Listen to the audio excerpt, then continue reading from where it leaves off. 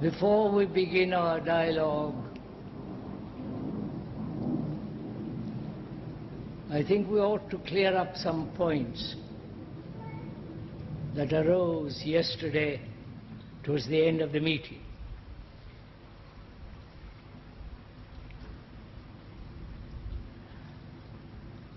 We seem to be blocking ourselves. Some say it is not possible. What you are talking about can never be put in life, in daily life.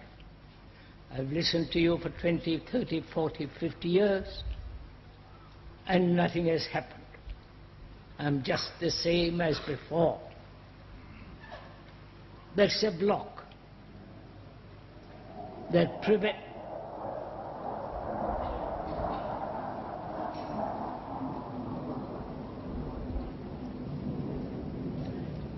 prevents each one or the person who says these things, prevents him from investigating himself. He has blocked himself, saying it's not possible. That's obvious. And also, there are those who say, I understand partially. I want to understand the whole before I can do something.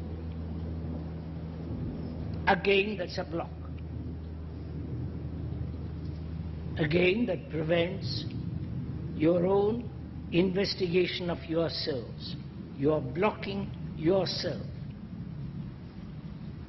And there are those who say, what you are saying is totally impractical. Why don't you stop talking and get away? Go away. So that people, and I've heard this very often, not only prevent their own investigation of themselves, but also because one person can't do it himself, he condemns the rest of the world. Well, if I can't do it, you can't do it. And so this goes on.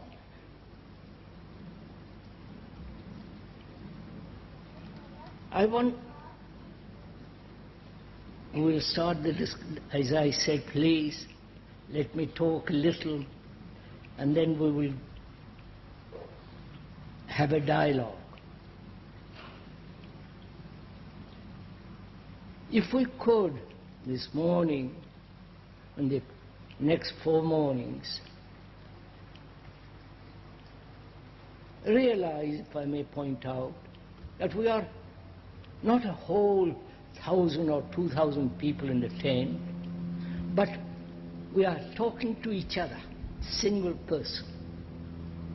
You understand? You and the speaker are talking together. When we two talk together, it includes all the others. Bound to. And I'd like to point out, if I may again, please don't hinder yourself by blocking yourself, by saying, I can't do this. It's impossible. It's only you are a biological freak, and this is not applicable to ordinary people. Or you have to have special genes to understand all this. One finds innumerable excuses. One finds every form of avoidance of looking into one's own hindrances, observing them closely, understanding them, and try to put aside from them. If we could do that, then perhaps we could have more better communication with each other. Please. And also, I would like to point out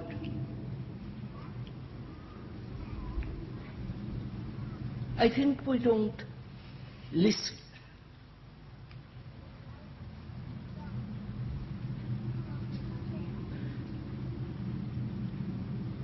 We don't really try to find out what the other person is trying to say.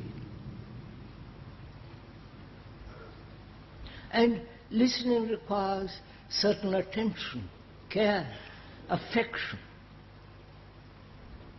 If I want to understand what you're saying, I must listen to you. Not block myself all the way, all the time. I must care for what you're saying. I must have respect. I must have affection, love. Otherwise, we can't communicate certain things which are really very, very serious and require a great deal of inquiry.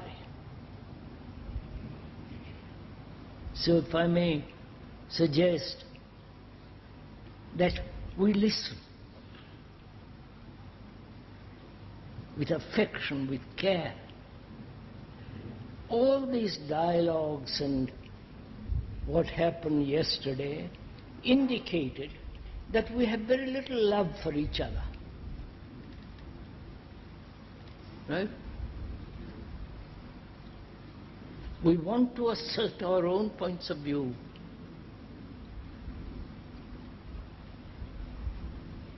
We want to exercise our own opinions and dominate our others by our judgments, by our conclusions, by our asserting that we have listened for you so long, why haven't we changed? All that indicates, it seems to me, and I may be wrong, that there is no real love.